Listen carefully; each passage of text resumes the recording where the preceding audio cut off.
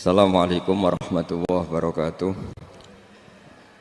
Bismillahirrahmanirrahim. Nahmaduka ya ghafuru ya syakuru. Masalli wa sallim barik ala sayyidina maulana Muhammadin wa ala alihi wa sahbihi asma'in nama ba'du. Ketika Fatihah itu sebegitu keramatnya, sebegitu topnya, itu setan rapat, singkat cerita itu yang tadi dipimpin oleh iblis yang sedang terkapar apa? Terus tali obatnya enggak ada, cuma dia shock karena ada surat yang turun yang melafatkan itu pasti selamat dari apa? Neraka. Nah ini gimana saran Anda? Terus sarannya adalah bikin orang-orang itu lupa tidak baca Fatihah. Nah ini rapatnya iblis. Idzabu wajtahidu hatta tufilu qulubahum hatta la yaqulu hadis surah. Kala yuksiru qiraataha wa la yakunu lahum ajrun wa thawabun bal yakunu lahum adzabun wa iqabun. Kemudian yang terakhir saya beri ijazah tentang Al-Fatihah ya, karena ini surat yang populer. Kalau saya ijazahi Quran 30 juz pasti sampean enggak hafal. Atau ijazah surat Baqarah. Kalau mau Baqarah mau. Ijazahi surat Baqarah mau 2 juz setengah. Mau Mas Asep? Ya Fatihah aja yang gampang ya. Nah, ya kulhu Fatihah ini paket ringan ini. Tapi pahalanya apa? Besar. Ini beda ya, artinya selama ini mungkin Anda baca tapi monoton ya. Tapi ini saya bacakan teks aslinya tentang istilahnya itu mazaya. Mazaya itu kelebihannya Fatihah.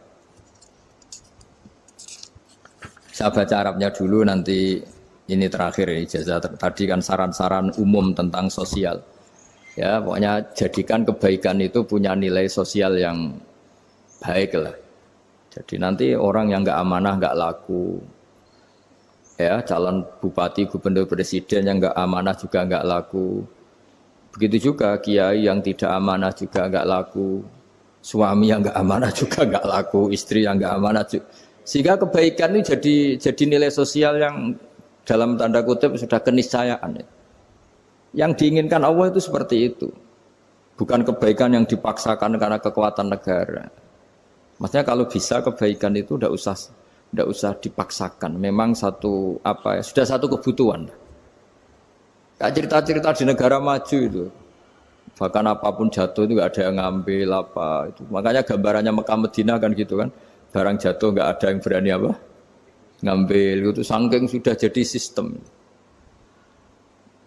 Sehingga banyak negara di Eropa itu yang sampai nggak punya tentara, nggak punya polisi karena kebaikan itu sudah. Nah kita kan masih capek, polisinya aja capek apalagi masyarakatnya, karena kebaikan itu belum jadi nilai apa bersama. Nah kita selain ditopang negara, ada polisi, ada tentara, itu kita usahakan kebaikan itu jadi nilai apa bersama. Tadi wa'tamiru bainakum bima'ruf. Dan kita punya reputasi yang bagus dalam bab ini. Saya masih ingat kecil saya itu yang jilbaban hanya keluarga kiai, sekarang rata-rata masyarakat itu jilbaban. Dulu yang sekolah SMP, SMA itu jilbaban kadang dulu malah dilarang ya, harus sama seperti itu seragamnya. Sekarang sudah boleh. Dan nyaman. Lama-lama yang dapat simpatik ya yang pakai pakaian model tertutup seperti itu. Lama-lama gamane cara wong golek mantu ya golek yang seperti itu daripada yang blodor. Lama-lama jadi nilai bersama. Ya ingin saya seperti itulah. Di terminal juga sama. Orang mau makan cari warung yang kelihatan ada ayat kursinya, pakai jilbab, atau paling enggak dia enggak mungkin lah nyuguhkan yang tiren atau yang haram. Akan ada garansi sosial, ada apa? Ada garansi apa? Sosial dengan penampilan yang soleh itu kan, masa iya nyuguhkan oplosan babi gitu misalnya itu. Jadi nilai sosial itu harus benar-benar jadi nilai. Sehingga negara biar enggak capek-capek itu. Polisi juga gak capek kan, karena tugasnya corong Jawa mau ngawat-ngawati tok, tapi sudah tidak perlu tegang karena kebaikan sudah jadi nilai apa bersama. Ya ingat-ingat ya ayatnya tadi, wa'tamiru bainakum bima'ruf. Jadi kebaikan itu harus jadi nilai bersama. Iktimar itu menjadi urusan bersama. Makanya kalau kita rapat besar disebut apa? Muktamar. Muktamar itu urusan bersama. Ya tadi, imamnya sholat juga menopang Gojek karena enggak lama-lama nopang Grab, nopang Kernet, nopang penjaga Indomaret, penjaga bensin, pom bensin. Lah dia hanya punya waktu 5 menit terus imamnya baca Baqarah kan. Iya imamnya mursyid, mungkin dia tambah lama tambah dapat aplaus dari muhibbinnya, tapi makmumnya dia tambah lama tambah dapat penghormatan dari pecintanya, tapi kitanya wah khusyuk wali kan dia dapat status naik lah, kita yang sudah tidak ikut jadi wali diganggu apa pekerjaannya. Kalau ada imam seperti itu sampai mufarokoh saja, niat ya Allah sampai sini saja saya makmum orang itu, silakan orang itu punya urusan sendiri dengan jenengan ya sudah atau salib saja apa. Ya, itu boleh kalau dalam fikih namanya apa mufarokoh. Mufarokoh itu niat, tapi kamu jangan langsung selonong mufarokoh, niat dulu pamit sama Allah bahwa sekarang mau mufarokoh. Ya, tapi ya jadi sholat yang aneh kan, imamnya masih rukuk, kamu terus sujud, terus apa-apa selesai ya. Mungkin dalam pandangan itu orang lain ini maksudnya makmum gimana ini kok begini. Tapi sudahlah Allah Maha tahu. Insya Allah dimaklumi. Ya saya baca tentang Fatihah ya, karena sampean pasti sering baca Fatihah. Supaya apa sekaligus jadi jimat lah gitu. Jadi kalau kamu sering di jalan-jalan yang mungkin sepi atau mungkin kan tidak semua teman Grab itu nasibnya bagus yang di Semarang Jogja. Mungkin yang di Kalimantan di Papua kan ada yang 10 kilo gak ketemu rumah, ya kan? Ya lihat di TV-TV itu kan kasihan kan. Sudah 10 kilo gak ketemu rumah, penumpangnya kewekar preman tuh kan. Ini makan orang enggak kan gitu. Kan ujiannya dua. Kalau penumpangnya cantik itu ya kecoba syahwat, kalau preman takut. Jadi orang itu selalu ujian itu. Sing sedengan itu kan jarang orang itu. Jadi kalau penumpangnya perempuan cantik ujiannya itu syahwat, kalau preman ujiannya ketakutan. Kalau orang yang lemah bawa uang ujiannya kamu ingin garong. Jadi hidup itu memang semuanya ujian. Liyabluwakum ayyukum ahsanu amala. Makanya saya sering ditanya oleh teman-teman, Gus, nah ujiannya kenal wong wedok elek piye sama? Kenal wong ayu ujiane syahwat, kenal wong elek ujiane ngenyek, itu sama-sama dosa. Syahwat ya dosa, ngenyek juga dosa. Welek keriting untune metu ya dosa ngomong gitu. Kadang-kadang orang berpikir enak kancanan wong elek gak dosa. Kata siapa kancanan wong elek itu ya dosa karena bawaannya ngenyek. Ngenyek itu menyepelekan itu. Makanya saya itu ya nggak mau berteman sampean. Nanti kan bawaannya ngenyek atau seneng ya enggak tahu saya. Ya sudah ada takdir saja kalau ketemu ya tak ulang ngaji gitu. Tapi ini ngaji terakhir, setelah ini ngaji biasa aja enggak usah resmi gini. Ngaji kok resmi aneh. Pokoknya nanti suatu saat kalau pandemi sudah berlalu saya akan ngaji Rebona, lalu ini ngaji. Ini ngaji yang kurang bagus karena ngatur kiai kurang berkah ini. Nanti tapi ya lumayan lah masih mau ngaji. Ngaji kok tanggal ini jam ini. Sekarang suatu saat kamu tak panggil, Mas Wahyu datang ke sini jam ini tidak mesti bisa. Mungkin pas ada acara apa, oh, maaf ke sini pas ngecek pas apa gitu. Jadi ya sudah tapi tak maafkan enggak apa-apa. Takdir ya. Tak bacakan supaya sampean tahu keramatnya bismillah. Nah, sebelum saya bacakan bismillah Fatihah tak beritahu tentang ilmu tafsirnya karena ini penting sekali. Fatihah itu dawuhnya Allah, tentu itu dawuhnya Allah. Saya ulang lagi itu kalam Allah. Tapi yang sudah diberikan kesampaian ke kita semua. Sehingga seakan-akan itu menjadi dawuhnya kita ke Allah. Jangan salah loh ya. Fatihah itu dawuh Allah tapi sudah diberikan ke kita. Sehingga posisi kita itu yang punya itu. Nah kenapa ini perlu dijelaskan? Karena nanti ada kalimat iyyaka na'budu wa iyyaka nasta'in. Kalau itu masih kalam Allah, berarti Allah ngomong ke kamu, ngendikan ke kamu, kepadamu aku menyembah. Masa Allah menyembah kamu? Nah sehingga ilmu tafsir itu menyelesaikan itu dulu ya. Saya ulang lagi ya, sebelum sampean sering baca Fatihah, aku yakin ya sering baca. Tapi barokahnya tidak paham itu tidak pernah janggal. Enggak paham itu ya penting supaya ada iskal, tidak janggal. Sebetulnya di kalimat itu ada yang janggal. Kalau Fatihah itu kalimatnya Allah atau kalam Allah, bagaimana dengan kata-kata iyyaka na'budu? Masa Allah ngendikan ke kita, kepadamu kami menyembah. Masa Allah menyembah kita?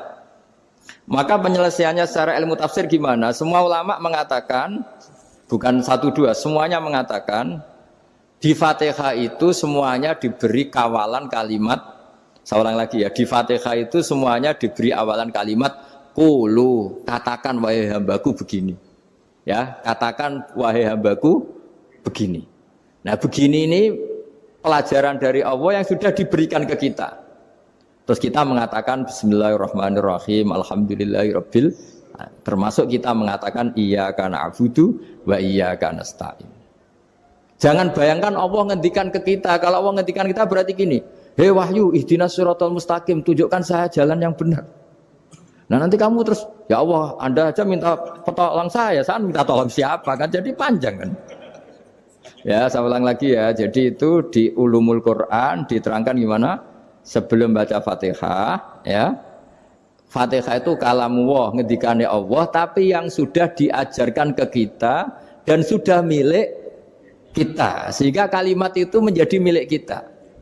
Tapi ya kalamullah, tetap kalamullah, tapi sudah menjadi milik kita. Udah paham ya? Ya pinter nah. Ya, karena kalau tanpa penjelasan seperti ini, Anda akan iskal. Bagaimana Allah, iskal itu janggal, bagaimana Allah mengatakan iya karena butuh. Kan jadi aneh ya? Ya, jadi tak jelaskan secara ilmiah ya. Jadi kata ulama-ulama tafsir, ayat-ayat Quran seperti ini sebetulnya dimulai dari qulu apa? Meskipun enggak dilafatkan. Itu kan sama dengan qul huwallahu ahad Muhammad, katakan kalau Tuhan itu satu. Ya namanya Quran itu kan kalam Allah, membina nabinya, membina umatnya. Makanya dikatakan atau enggak, di sini tersembunyi kata qulu, katakan. Ya. Jadi ya ibarat apa itu? Kamu ngajari anak kamu lah. Le, panggil jenengan bapak kula. Itu maksudnya anak itu, kalimat itu kalimat kamu, tapi kamu ajarkan ke anak kamu. Terus anak kamu bilang, Pak jenengan bapak kula. Nah ketika kamu mengatakan jenengan, bukan kamu mengatakan jenengan anakku, berarti anakmu itu bapakmu, kan lucu kan. Anak kamu ajari jenengan bapak kula. Kamu, engkau, bapak saya. Terus anak kamu mengulang, jenengan atau kamu bapak saya. Berarti itu kalimat yang kamu ajarkan, tapi sekarang sudah milik anak kamu. Kalau itu kalimat kamu kan lucu, masa anak kamu bilang bapak. Nah itu seperti itu. Jadi ulama memberi solusi atau jawaban iyyaka na'budu wa iya, itu sebelumnya ada kata-kata qulu, katakan wahai hambaku, hubungan kamu dengan saya adalah katakan iyyaka na'budu wa iyyaka nasta'in. Terus hubungan kamu dengan saya katakan juga dalam doamu ihdinas siratal mustaqim. Jelas ya, jadi itu kalam Allah yang sudah milik kita karena diajarkan Allah untuk kita. Dong ya? Ya dong, gak jelas gak. Tapi bagus gak jelas itu bagus. Kalau kamu jelas gak jadi digrab, jadi gubernur. Min azimi fadliha kasratu asma'iha fadail ukhra. Ini cerita dramatisnya surat Al-Fatihah. Qala Abu Hurairah radhiyallahu anhu inna iblisa ranna khina unsitat al-Fatihah. Jadi iblis itu begitu kesakitan. Ini kitab Abwaabul Farad karangannya Sayyid Muhammad Alawi, juga kutipan dari beberapa kitab. Yang jelas beliau sendiri juga ngutip dari beberapa riwayat di beberapa hadis. Halaman 123. Ketika Fatihah turun itu iblis kesakitan. Kayak orang sakit gigi lah, tersiksa sisanya karena turunnya surat apa? Al-Fatihah. Artinya kalau Anda baca Fatihah dijiwai, maka Anda melemahkan setan, melemahkan iblis. Wa qala Mujahid, khina unzilat Fatihatul kitab ronna, fastama indahu asyayatin. Jadi ketika Fatihah itu turun, iblis itu terkapar lah kira-kira, sampai dijenguk banyak setan. Jadi kamarnya di ICU lah kira-kira gitu kalau sekarang itu. Entah COVID entah enggak tahu, pokoknya di ICU sampai dijenguk banyak setan. Enggak tahu bawa apa enggak tahu, pokoknya dijenguk banyak setan. Ono yang nyangoni karena ini apa? Ketuanya apa? Pingsan, sakit. Jadi iblis itu sakit sampai dijenguk anak buahnya setan-setan. Ya, semoga kalian semua tidak kenal setan. Kalau kenal berarti teman, apa? Wa qalu misla dzalik. Wa qala lahum laisa mimma taquluna syai'un walakin unzilat suratun laisa ajru qailiya illa an harrama alaihi nar jahannam. Saya ini bukan sakit fisik kata iblis. Kamu tidak usah jenguk saya, datangkan dokter terbaik, tidak usah. Saya ini tidak sakit fisik. Saya ini sakit karena ada surat yang diturunkan, yang pahala yang melafatkan surat itu pasti selamat dari neraka. Padahal misi terbesar saya ini supaya manusia masuk neraka, sekarang punya tamengnya. Wah pusing kan? Ya seperti orang lah goda sampean ternyata sampean setia itu kan pusing. Nah ternyata ada setia itu yang akhirnya ribet kan itu. Jadi iblis itu cita-cita terbesarnya kan semua orang itu masuk neraka. Nah sekarang turun satu surat yang gara-gara surat itu siapapun yang baca dijamin selamat dari neraka. Jadi walakin unzilat suratun laisa ajru qailiha illa an harramallahu alaihi nar jahannam. Karena jadi dia shock lah itu kalau orang di Jawa itu bilang shock. Aduh sial nasib saya ini umat nggak bisa saya goda lagi karena punya tamengnya tadi punya. Qad tolakaidukum wa makrukum. Rekayasa kalian sekarang itu tidak ada gunanya semua. Nah, ini alhamdulillah di Indonesia kelihatan kan banyak yang miskin, banyak yang susah.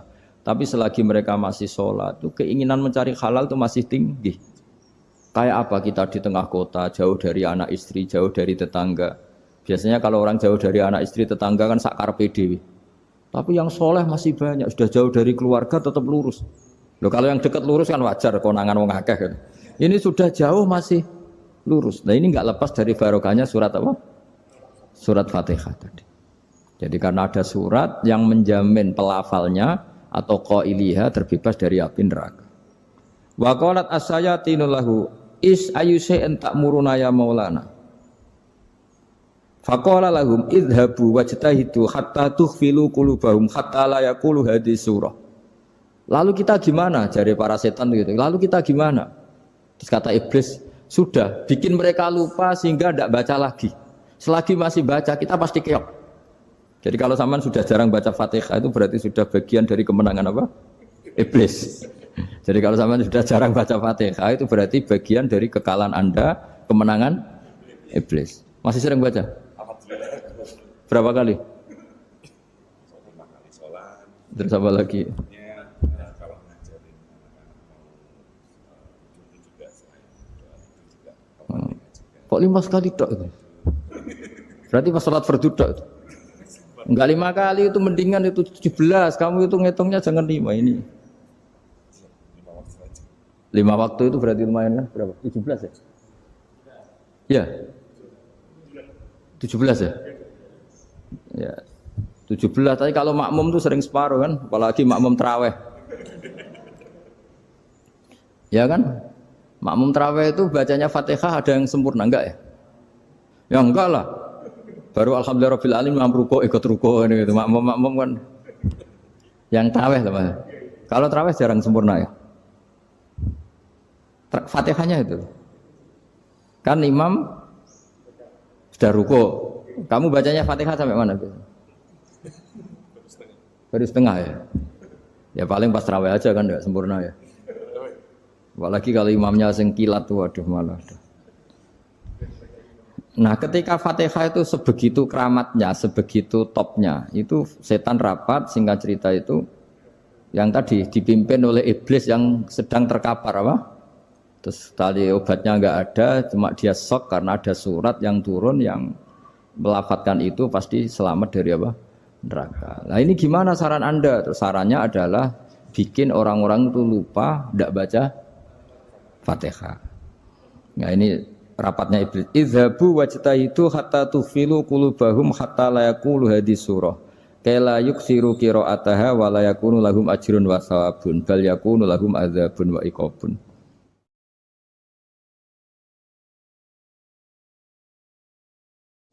Jadi saya mohon selama ini Anda sudah baca, tapi mungkin hanya rutin saja. Napa rutin saja? Jadi barokahnya ngaji ini kamu punya kekuatan atau punya semangat membaca karena ini surat yang luar biasa. Ibarat gini, kalau sampean tanya, saya juga sering mikir, masa Gus hanya surat kok punya kekuatan seperti itu? Di dunia ini kata Allah, mulai Nabi Adam sampai kiamat, nggak ada yang bisa menandingi kekuatan kalimah. Kalimah itu kata-kata, nggak ada yang bisa menandingi kata-kata. Misalnya Anda nge-grab, berangkat istri cuek, berangkat cuek. Itu beda dengan ketika meskipun satu kalimat. Wes Pak, muga-muga dilindungi pangeran, mugi-mugi jenengan selamat. Itu menjadi teduh dan semangatnya luar biasa karena kayak mendapat support. Jadi kira-kira kalimat itu hubungannya kita dengan Allah Fatihah itu seperti itu. Kamu melafadzkan satu kata-kata yang dibenarkan langit bumi, dibenarkan aras, dibenarkan malaikat, dibenarkan semua penghuni di dunia ini. Sehingga itu efeknya luar biasa. Itu seperti gini ya, kamu cerai sama istri, terus nikah lagi katut babon. 10 tahun anak kamu dididik, ibunya benci kamu. Dan memang Anda layak dibenci. Dididik.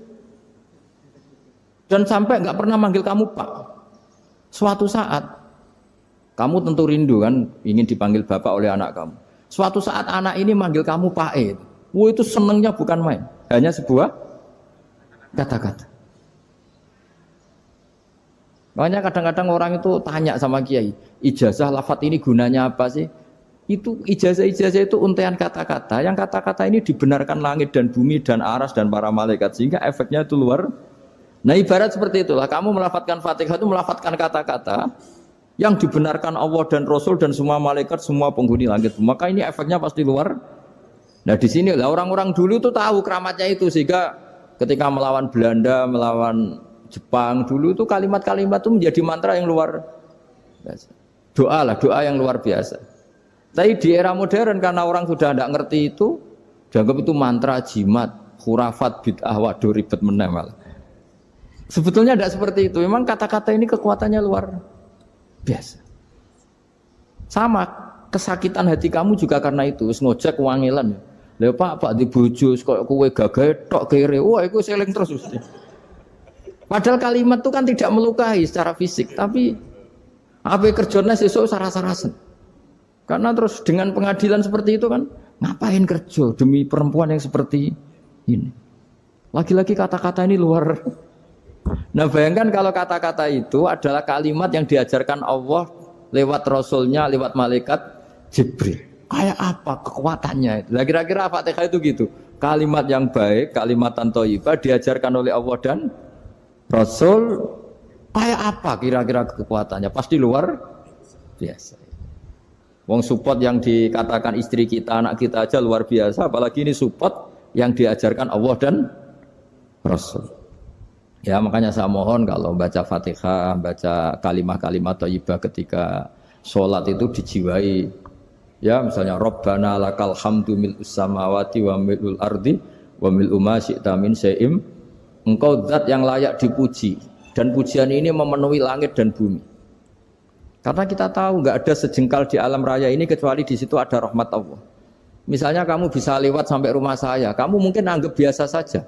Coba kalau ngalami likuifaksi, tahu-tahu bumi ini ambles, bisa ngelewati yang likuifaksi itu luar. Tanyakan orang pernah ngalami likuifaksi di Sulawesi, itu melihat bumi bisa diinjak gak ambles itu, wah luar. Dan sampean gak ngalami itu sehingga lewat bumi ya biasa aja. Coba kalau ngalami seperti tidur, ya biasa aja. Coba kalau ada gempa, bahwa bumi tenang ini sudah nikmat yang luar biasa. Masa kamu ngakui nikmat nunggu digituin? Ya kan? Nah, makanya baca Fatihah dijiwai lah bahwa ini kalimat yang luar biasa. Nah, saya teruskan ya.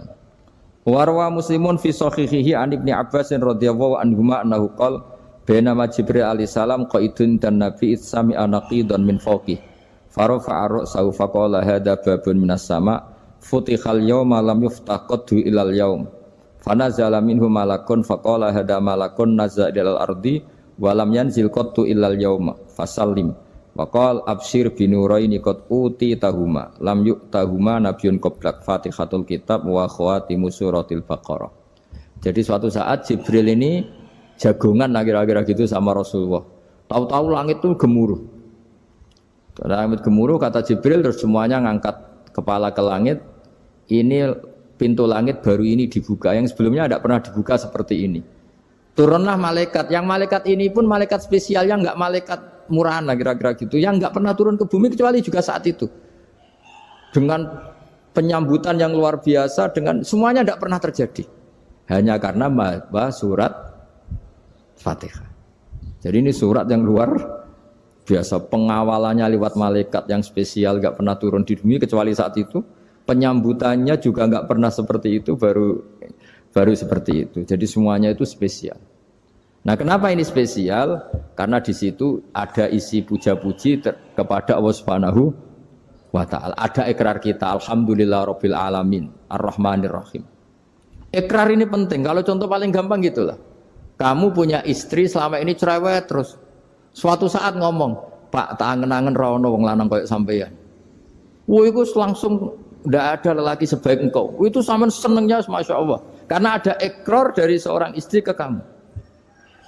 Nah, bayangkan kalau ikrar kita sebagai hamba diakui oleh Allah Subhanahu, maka ikrar ini akan dicatat sebagai kebaikan kita yang kita panen nanti di akhirat. Karena ada ikrar. Kita ikrar bahwa alhamdulillah rabbil alamin. Kita ikrar ar-rahmanir rahim. Kita ikrar maliki yaumiddin. Kita ikrar iyyaka na'budu wa iyyaka nasta'in. Sampean misalnya jadi orang Indonesia, ketemu orang Indonesia yang makmur di Jerman, terus lupa Indonesia. Kamu orang Indonesia? Enggak, saya ada orang Indonesia. Mangkel gak kira-kira? Mangkel. Karena salah ikrar kan gitu. Ya, jadi saya mohon jangan anggap kalimat itu hal yang biasa, tapi luar biasa. Nggih, ngoten mawon. Assalamualaikum warahmatullahi wabarakatuh.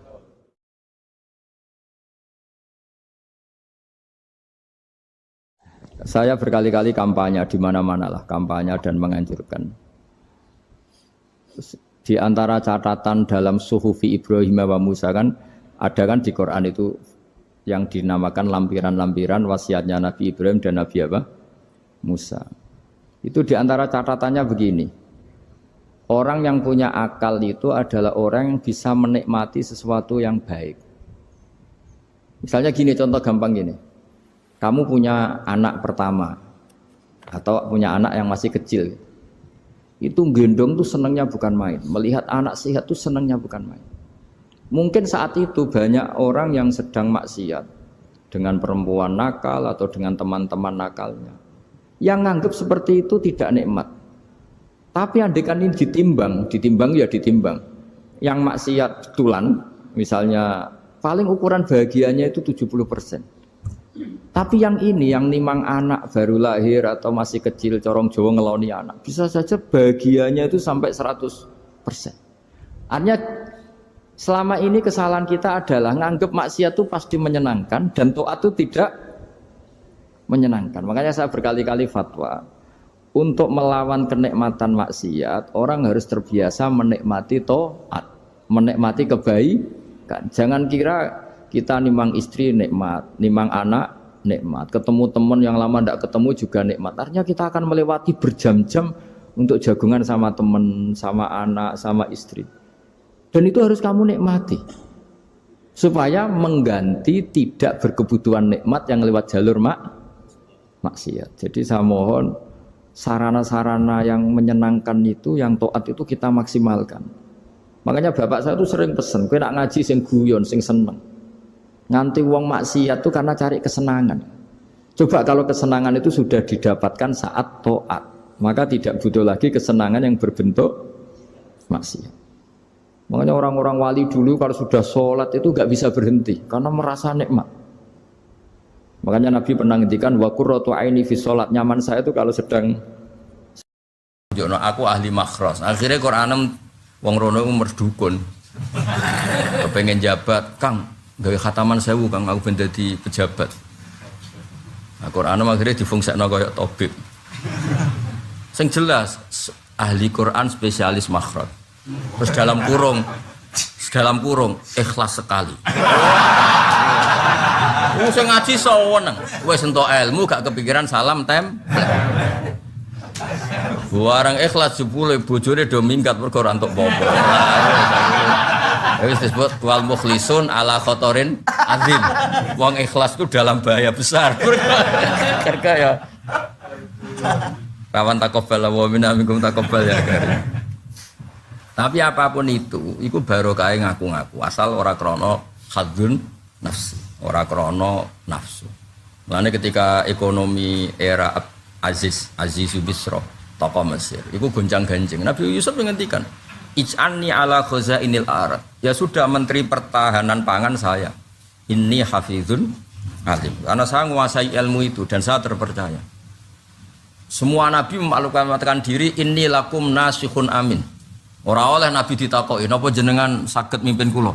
Nggih insyaallah saged. pangestune mawon ora oleh kudu inni lakum nasihun amin. Kudu jelas. Malah sebagian nabi ya sanggrono wong salah paham yo. Aku wis ngomong alam akul lakum ini alam minallah malah taala. Urusan pangeran tak roh aku timbang kowe. Bang ini urusan sarah muslim roh aku timbang kowe. Kowe roh judule tok aku wis rasa isine.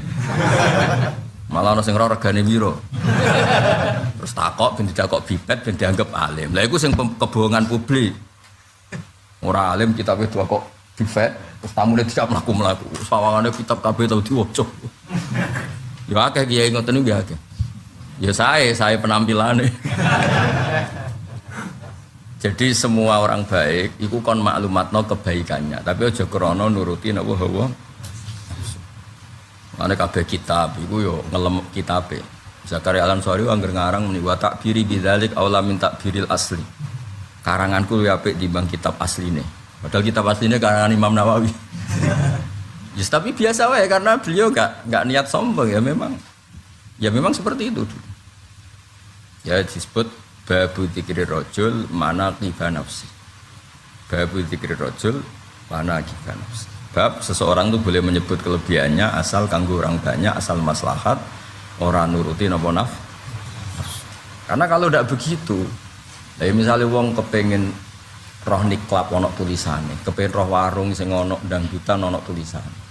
Saya kepengen roh ngaji kabeh wong alim menyembunyikan diri. Terus nak kepengen apik ku takok sapa? Jajal nak kowe mulai tulisi ahli takrib setengah ahli. Bukan wong kepengen wah ngaji iki wae. Pemene aku tulisi tadi ahli Quran dan tafsirnya dan ikhlas. Wah. Molaris. Ya jadi eling-eling ya terus kebenaran itu wonge kudu ngaku. Tapi ojo nuruti napa nafsu. Kados Nabi Yusuf ngendikan apa ini ij'alni ala khazainil ard inni hafizun alim. Ya kabeh Nabi Ibrahim ki ngoten. Semuanya asal itu untuk kebaikan. Seorang lagi apa? Misalnya Nabi Isa ki ngendikan inni abdullah. Ataniyal kitab wa ja'alani nabiy. Aku abdullah. Kitab ya apa tau tak waca. Malah ngendikan terusane wa ja'alani mubarakan enama kuntu. Wong kaya aku ning ndi berkah ra kaya kowe. Ning ndi gawe Mas Allah. Lah wong rapat alumni toko usul tok ora urun. Niku ning ndi kok masalah. Wis tekane terlambat. Usule akeh gak tau urun. Lho ora tau urun nek ora diturut usule mutung. Iku ora mubarakan pembawa sial lho. Zaman ke melok bapakmu bangkrut. Mergo donyane mbok entekno kuwi. Lho tekan rabi saiki mertuamu sing bangkrut. Dhisik pondoke mertuamu urip bareng gede mantu kowe tutup. Lah urip ku bener pembawa napa? Sial. Lah urip ora oleh ngono iku. Kudu wa ja'alani mubarakan ainamakum. Ya cerita. Jadi wong oleh, misale Mas Ulil oleh ngomong ngono wa ja'alani mubarakan ainamakum tu. Aku dhisik ning pondok rabati biaya urip. Saiki ning Jakarta ra melok pondok ngerti-ngerti di pondok Budi. Syaratnya satu, takut istri. Sekali wani dijaluk sing duwe no.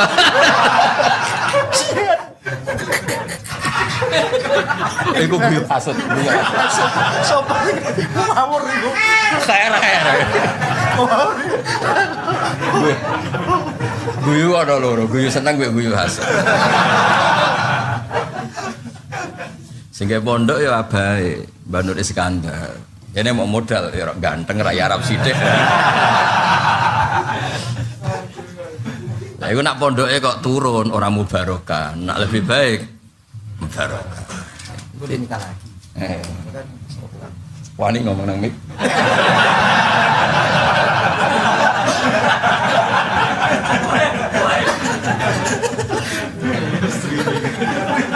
Ya tak terus ini ben kersane niki dados amalipun Mbah Nur Mutakir sedanten Mbah Maksum yang buyut-buyut kula tiyang mriki.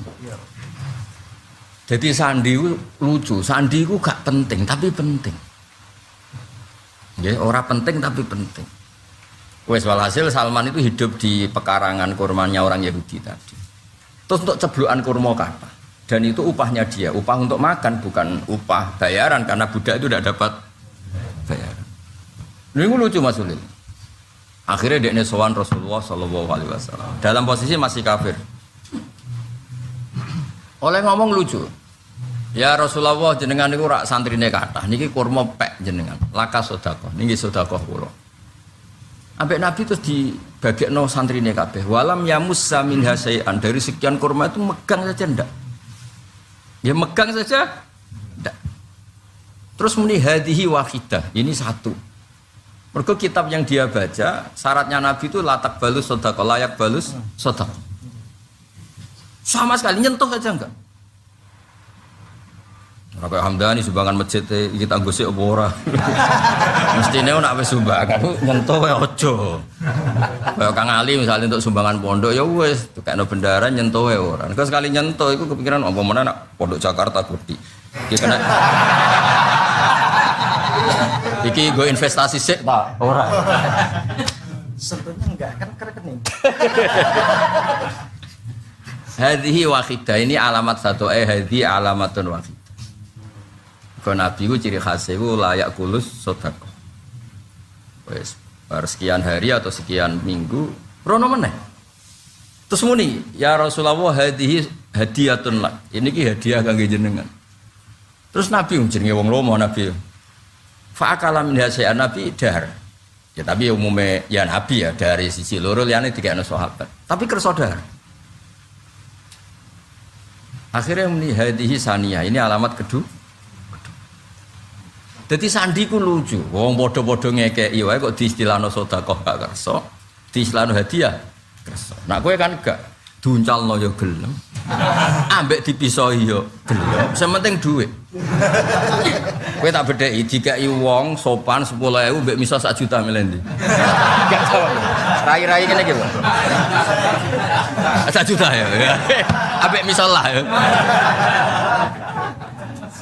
Mergo ya ora ana alamat nabi, ora ana alamat kiai, tapi ku alamatul muhtajin, alamate wong sing banget butuhe. Ya kudu dipisailah gelem.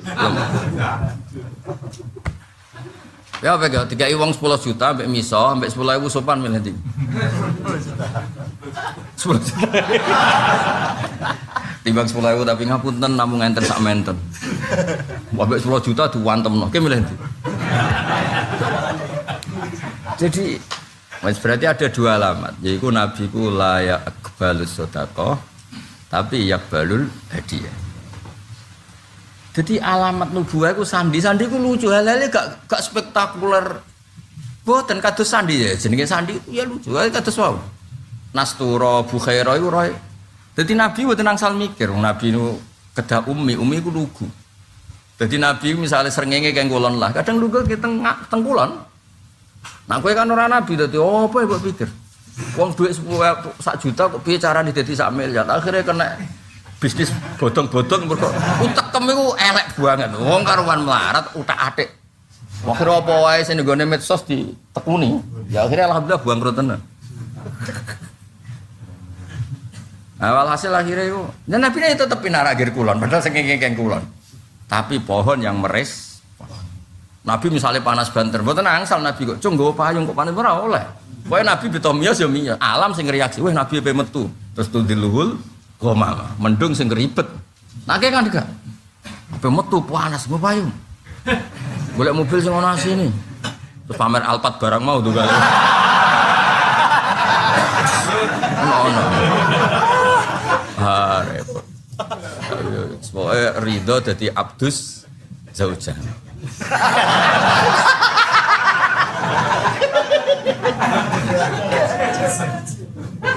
Jadi beliau kebetulan pas itu yang dipelajari itu 3 alamat. Napa 3? Nah ini yang paling angel terakhir.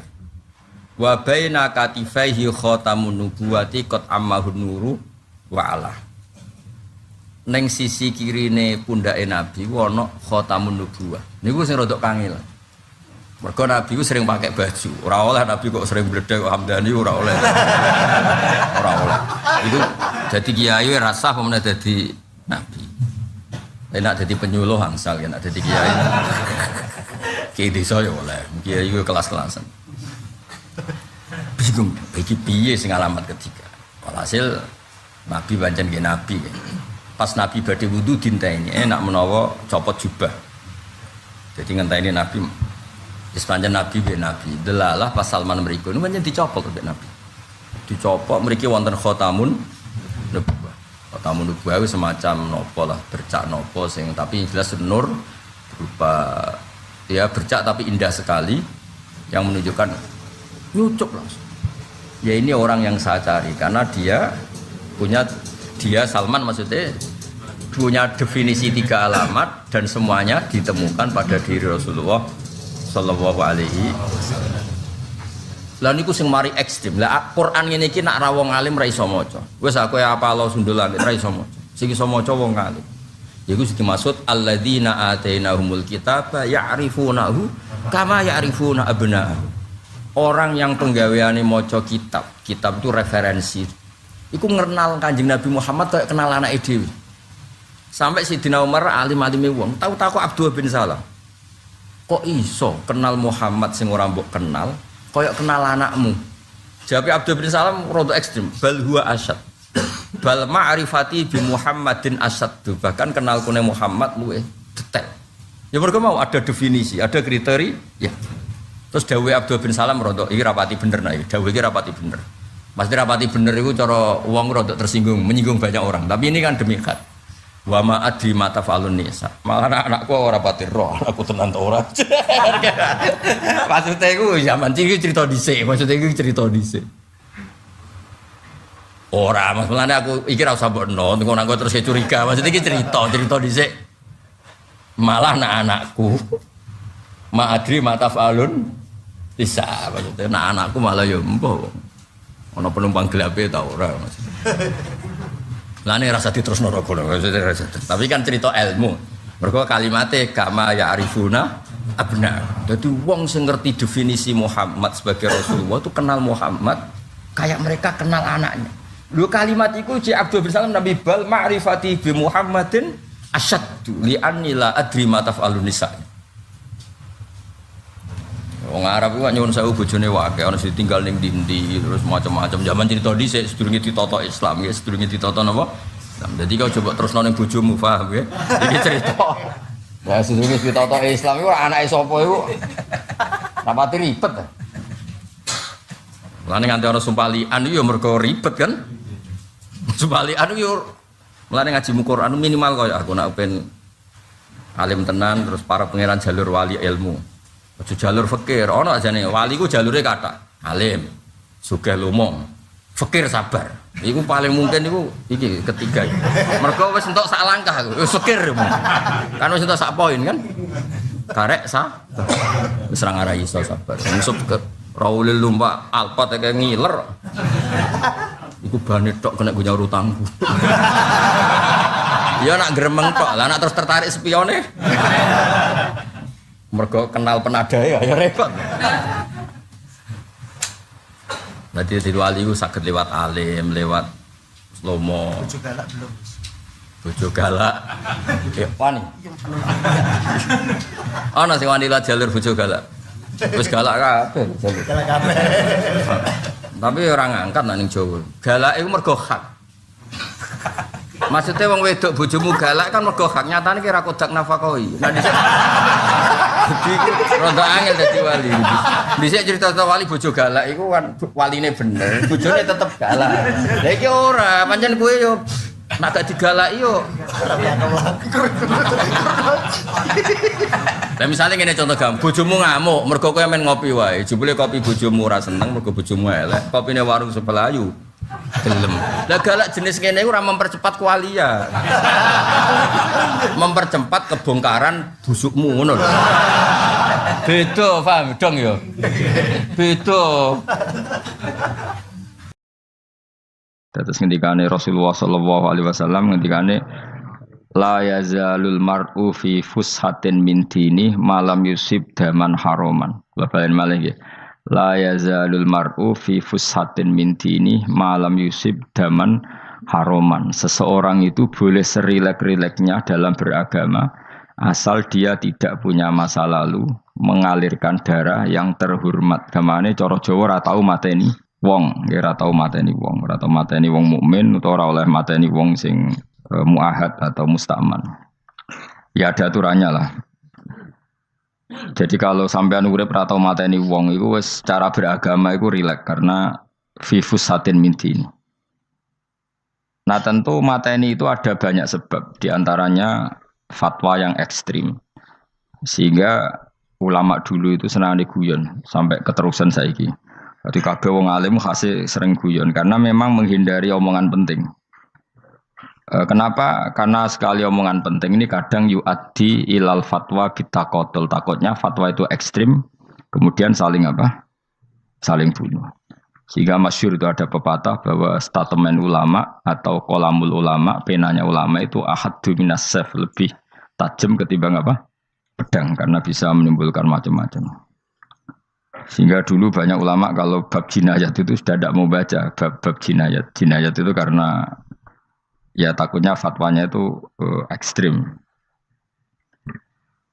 Ada beda zaman Nabi itu kan enak ya. Sing Kanjeng Nabi mesti bener ya.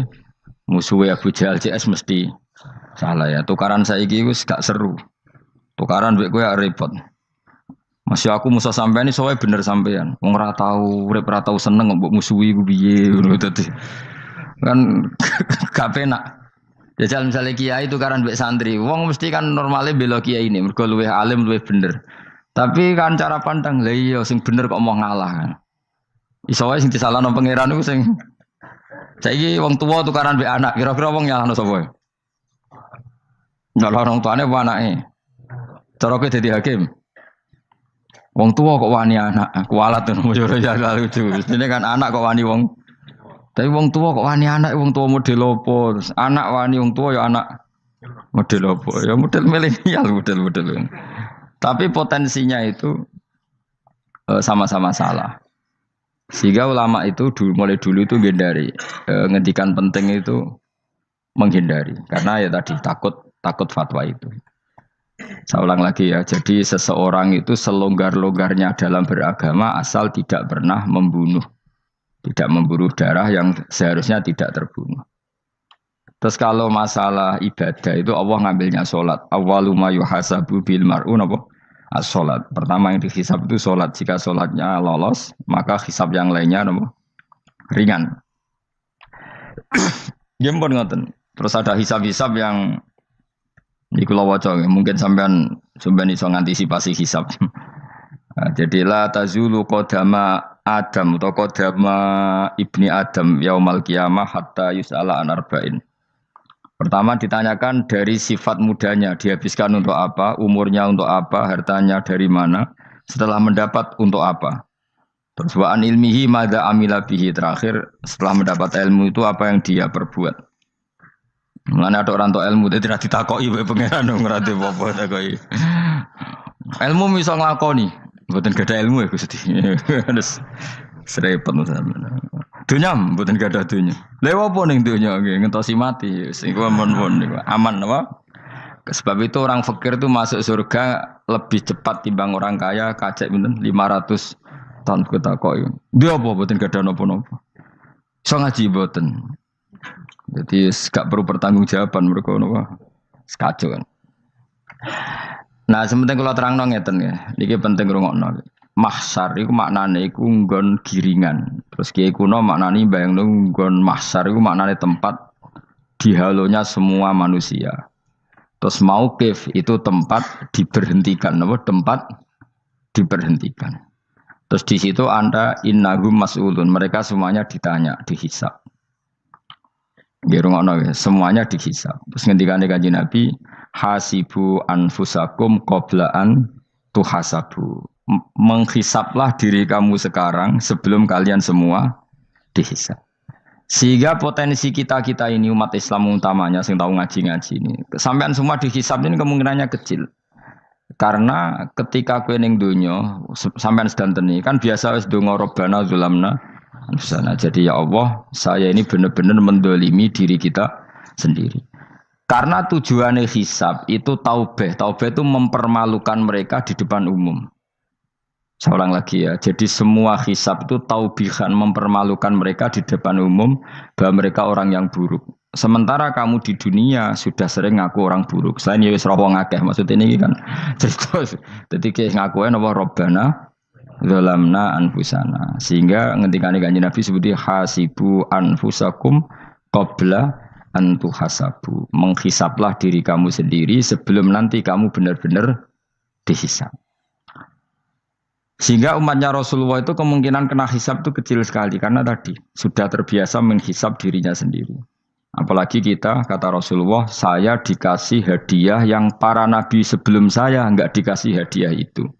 Apa itu? 5 hal itu. Di antaranya apa? Kata Rasulullah, wa utitu khawatima suratil Baqarah. Saya dikasih terakhir-terakhirnya surat Baqarah. Di surat Baqarah itu umatnya Nabi dapat bonus dan ini luar biasa, yaitu ayat Rabbana la tu'akhidna innasina wa akhtana. Ya Allah, jangan hisab kami, jangan beri sanksi kami, jangan azab kami kalau suatu saat kita lupa atau salah.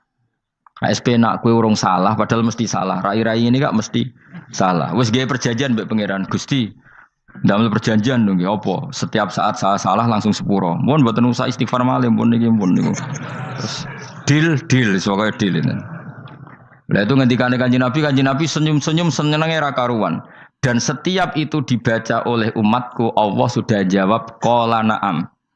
Jadi Rabbana la tu'akhifna innasina aw akhtana. Terus qala Allah menjawab na'am. Terus Rabbana wa la tahmil alaina isron kama hamaltahu 'alal ladzina min qablina. Nabi Muhammad jawab, Allah menjawab na'am. Sampai terakhir wa'fu anna, Allah jawab na'am.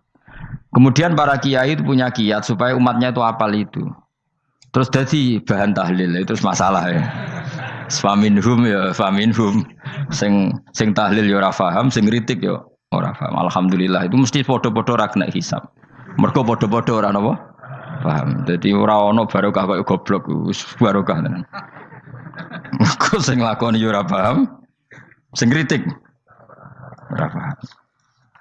Jadi kalimat yang di akhir surat Baqarah itu adalah termasuk hadiahnya Rasulullah yang tidak diberikan pada Nabi sebelumnya. Ini apa ini? Utitu khawatima suratil Baqarah. Saya dikasih akhir surat Baqarah. Gini ku setiap doanya umat Nabi Allah jawab napa? Naam. Jadi ya Allah la tu'akhidna, jangan kasih sanksi kita innasina au akhtana. Allah jawab naam. Itu satu. Terus kedua, umatnya Nabi itu kalau dosa itu tidak perlu prosedurnya harus istighfar. Banyak amalan yang menjadikan diampuni. Misalnya kafaratul majlis itu lafadznya enggak istighfar. Subhanakallahumma bihamdik misalnya. Dan banyak imatatul adza anit thoriq.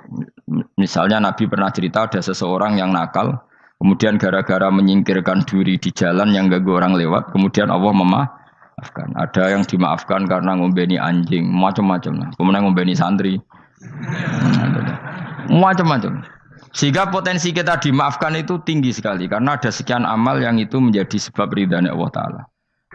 Malah kalau dalam dunia wali itu ada seorang wali mau ngarang kitab, kemudian tintanya itu diminum lalat, dia membiarkan tinta itu sampai lalatnya sampai kenyang, kemudian gara-gara itu dimaafkan oleh Allah Subhanahu wa Ta'ala. Banyak sekali. Sehingga potensi kita dimaafkan tinggi.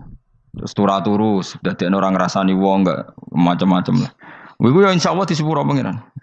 Dadi ana wali, dadi wali mergo kakean apa? Turu. Ditakoki, "Kenapa kowe kok turu wong wali? Mboten siap roh donya, Gusti." "Kenapa?" "Donya wis rusak tok, patok mboten roh, Gusti." Lah iku ya mari swarga napa? Ya swargane wong turu ya kira-kira tok. Tapi jadi umat Nabi itu luar biasa. Makanya saya yang heran kalau ada orang alim bikin gerakan terlalu tenanan itu keliru. Biasa mawon. Turu ku ya ibadah, wae agar gak zina, gak maling, wae agar gak nglakoni dosa gede ini sanggep ae napa? Ibadah. Karena tadi Rabbana la tu'akhidna in nasina wa akhtana. Terus Allah jawab na'am. Sehingga kiai-kiai itu takut orang itu lupa terus dimodifikasi sedemikian rupa jadi wiridan. Tapi alhamdulillah kok banyak yang kritik. Jadi ya biar seimbang, no? Anggap aja alam demokrasi. Jadi kalau lagi kecewa ambek sing kritik, mereka insyaallah rapati paham masalah usul ini. Karena satu-satunya cara supaya orang paham itu pancen ya dijak latihan bareng-bareng. Gak ngono wis malah ra paham blas. Ya tapi tadi ya semua itu resiko. Zaman Nabi Sugeng nak ono ibadah sunat dilakoni terus, Nabi yo duka, kuwatire dianggap wajib. Tapi nak ora dilakoni blas Nabi yo duka, wong sunat ora tau dilakoni. Jadi sudah alhamdulillah sekarang ono sing ngritik, ono sing setuju biar seimbang no. Wong padha ora pahame wae napa? Padha paham. Padahal makna ayat itu luar biasa. Rabbana la tu'akhidna in nasina wa akhtana. Terus kedua, Rabbana wala tahmil alaina isron kama hamaltahu alal ladina min qablina. Ya Allah, jangan beri beban kami sebagaimana engkau memberi beban kepada orang sebelum kami. Dulu itu kalau ada orang yang salah, itu harus dibunuh oleh orang yang tidak salah. Liyaqtulal bari'u minkum al-mujrima. Supaya yang tidak salah membunuh yang salah. Sehingga ketika umatnya Nabi Musa menyembah anak sapi, ijel itu, apa kata Allah? Fatubu ila bari'ikum faqtulu anfusakum. Kamu syaratnya tobat harus saling membunuh, yaitu orang yang terbebas dari dosa itu membunuh yang tidak dosa. Masyhur itu. Terus Allah mengirimkan mendung yang pekat, terus gelap. Ketika gelap itu yang al-bari yang enggak dosa mengeksekusi yang dosa. Sekarang kan enggak, paling tangkap KPK. Berarti penjara mulai suka, sisa korupsi jake. Jadi penak lah pokoknya zaman akhir itu penak. Pemenang saya KPK ini mulai disoal, jadi aman lah. Sebuah sing bener di aja nih ya sing bener ya pangeran. Misalnya rasa KPK lah nak takwa ya rasa korupsi. Kalau KPK dilemahkan nanti yang korupsi marah. Lah masih orang KPK lah nak di pangeran kan ya aman karena korupsi. Kowe ku aneh-aneh wae. Kowe ku wong mukmin kok bakas ngono. Kowe sementing iku nak kowe wedi pangeran kan ra usah polisi, ra usah KPK wis tetep ra usah dosa wong wedine mbek pangeran. Nah, kecuali ra usah pangeran ateis, iku masalah. Ya, tapi kan omongan ini gak populer, padahal bener. Nah, aneh. Jadi karep pemilu ini terbebas korupsi, nak ono KPK, urip makmur, nak ono menteri kemakmuran. Pokoknya kuwabe kowe mbok gantungno pejabat negara. Mulane tau hitam jeblok, sak jeblok-jebloke. Misalnya rasa sejahtera, saya menteri sosial harusnya gini-gini. Ngono korupsi salah KPK. Ngono ono ra keamanan salah polisi. Senengane nyalahno wong. Gue sekali-kali nganggo tauhid. Nah ono adab iku mergo dosa yang sudah kelewat. Ya tapi kan gak mungkin ngomong bernegara gitu. Tapi atas nama iman bahasa kita seperti itu. Kalau atas nama bernegara emang kita butuh polisi, butuh tentara, butuh KPK. Tapi atas nama iman ya tadi kalau kita diberi sanksi Allah itu rata-rata dari bima qaddamat yadaka itu pasti ada salah yang pernah Anda lakukan. Ya tapi sudahlah ini zaman sudah seperti ini. Anut umumnya wong akeh. Kalau terang nomale masalah hisab ya. Hasibu anfusakum qabla an tuhasabu. Kamu menghisablah diri kamu sebelum kamu dihisab. Misalnya saya sebagai ulama, tentu hisab terberat saya itu kitmanul ilmi, menyembunyikan apa? Ilmu. Karena ilmu kalau disembunyikan tuh bahaya sekali. Bayangkan di alam fisik. Misalnya ada orang berkebutuhan pada kemaksiatan, terus di situ ditulis bar karaoke misalnya. Orang bisa ke sana karena ada tulisannya, ada WA-nya, ada alamatnya. Kemudian ketika Anda bisa Fathul Qorib, tidak ada tulisannya. Harusnya Anda juga nulis ahli Fathul Qorib, ahli Fathul Mu'in, nah, atau ahli Jaljalut, tulis saja. Ahli Primbon. Enggak apa-apa, tulis saja. Penerus Ronggo Warsito, tulis saja. Zaman gendeng, nara melok gendeng, rakeduman, tulis saja. Tapi barokahnya tulisan itu kan orang bisa tahu. Makanya kenapa banyak orang sufi yang sudah menyembunyikan diri, wanaknya nakal-nakal. Karena dia disalahkan Allah, karena menyembunyikan ilmu. Saya itu orang yang senang tertutup, kecuali masalah ilmu. Saya mau mengajar terbuka seperti ini. Karena tadi, awal dari dikenalinya kemakrufan adalah dimaklumatkan. Awal dari dikenalinya keburukan juga karena dimaklumatkan. Betapa celakanya kalau kemungkaran dimaklumatkan sementara kebenaran tidak dimaklumatkan. Makanya Mbah Mun itu sampai berfatwa, Mbah Mun guru saya itu. Nah ono masjid ra ono menawarane Mbah Mun duka. Masjid kok ora ono menarane, wajib ono. Dulu saya iskal kenapa menara jadi wajib. Tapi setelah saya tambah angan-angan, secara fikih jelas tidak wajib. Tapi coba bayangkan, misalnya ada bar lampunya tinggi, orang dari jauh tahu itu bar. Sehingga kalau mau maksiat misalnya ingin ke sana. Sekarang misalnya masjid gak ada menara nih, ada orang ingin sholat, ono masjid tahu orang. Tapi baru kayak ada menaranya kan, tahu. Intinya semua kebaikan itu harus dimanarohkan. Makanya manaroh itu dari kata nur, dimenarakan, dari kata nur, dari kata dicahayakan, dimaklumatkan. Sehingga mulai dulu lama itu meskipun humul itu menyembunyikan diri. Tapi kalau masalah ilmu mereka membuka diri. Loh coba kalau misalnya ngaji seperti saya ini, saya tidak terang-terangan jadi orang alim. Sebetulnya nggak baik. Kalau kamu ujub, sombong, aku orang alim itu tidak baik. Tapi kalau kita kan tidak karena ujub tadi, harus memaklumatkan. Coba berapa bapak-bapak yang tertolong nyari bidan ketika istrinya hamil. Gara-gara tulisan karena yang nolong itu. Bidan, ya kan, dokter gigi, atau kalau nggak dokter ya ahli gigi. Ahli gigi itu yang dipasang tanpa medis itu. Nggak kamu menjadi tahu karena apa coba? Tulisan. Tapi kenapa kebaikan tidak seperti itu? Harusnya sampean ya tulis saja. Misalnya sampean nggak alim saja, maklar orang alim. Siap menyalurkan ke tempat-tempat orang alim. Coba TKI tenaga kerja itu. Mereka tahu Korea, Hongkong karena tulisan penyalur tenaga kerja. Tulis saja rumah kamu penyalur ke orang alim. Nanti antar ke berduaan. Kalau ada orang tanya, maksudnya gimana? Kalau butuh orang alim, tak antarkan. Oh ya sudah. Itu kalau se-Indonesia, itu luar biasa. Jadi yang ngajinya dulu Fathul Qorib sampai bab sholat itu saja. Ahli Fathul Qorib sampai bab sholat. Terus saja dalam kurung pemahaman pas-pasan. Enggak apa-apa. Lo coba dokter itu kan fair. Kalau ilmunya pas-pasan tulis dokter umum. Kalau dia merasa pinter dokter spesialis. Dan itu menjadi orang tahu. Tulis saya kan ke ahli saraf. Nah, lo buatan guyon itu betul. Makanya saya ini termasuk orang yang menyembunyikan diri. Tapi kalau bab ilmu enggak. Sehingga nyun saya tidak sombong, banyak gus-gus alim yang ngaji saya Jamul Jame, ngaji Mahali. Padahal itu kitab tersulit di pondok. Tapi gara-gara saya sering cerita, saya pernah ngaji Jamul Jame sama Mbah Mun. Saya pernah mentakriri kitab ini, kitab ini. Nya banyak yang ngaji saya. Kalau tanpa itu kan mereka tidak tahu. Ya sampean nggak apa-apa kalau menyaingi saya. Tulis saja di rumah kamu, ahli Jamul Jame. Barang diparani ahli apa? Ahli jilid. Maksudnya kalau kitab kamu rusak bawa sini. Ya enggak apa-apa. Nah, sehingga syarat utama jadi nabi itu sebetulnya memaklumatkan diri. Ya saya ulang lagi. Pertama nabi jadi nabi syaratnya apa? Memaklumatkan diri. Sehingga pertama beliau jadi nabi naik gunung Sofa, kemudian ya maksara Quraisyin halummu ilayya, wahai orang Quraisy ke sini. Terus Nabi mulai manggil satu-satu, ya Bani Abdi Amanaf ke sini, ya Bani Fihr ke sini. Terus saya ini adalah An-Nadhirul Mubin. Saya sekarang diangkat jadi nabi.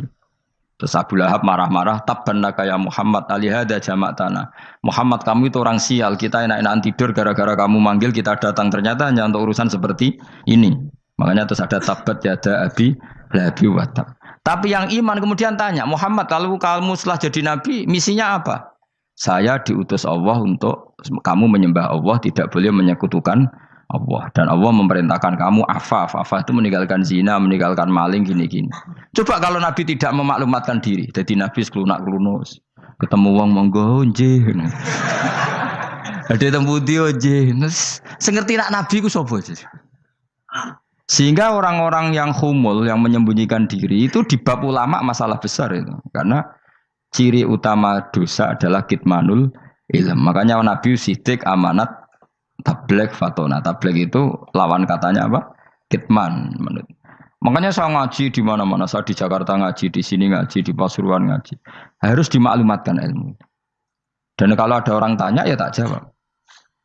Saya tuh kitab yang paling aneh di pesantren, misalnya yang mulai aneh lah, gak Jamul Jame. Saya sampai sekarang masih ngajar Jamul Jame. Kitab yang aneh. Macane lagi roh judulnya pusing. Jamul Jawame, kumpulane pira-pira kumpulan. Jadi ilmu apa ae ana ning kono. Sing gak ana ilmu dukun, mboten enten. Ilmu carane bodoni ora ana. Ning kono mau carane mlebu swarga tok. Mane potensi kula mlebu swarga itu tinggi sekali. Cara sing model piye duwe. Dadi mun. Dadi cara sing model piye duwe. Dadi cukup banyak napa? Cara. Sampe nek ndek cara sitok ora mesti kula nu gak ada cara kata. Dadi nek dari cara iki mentok, ganti cara iki mentok. Ya terakhir paling gampang cara nganggo fadhole pangeran. Iku kena mbok tiru. Pokoke mlebu swarga nganggo fadhole pangeran.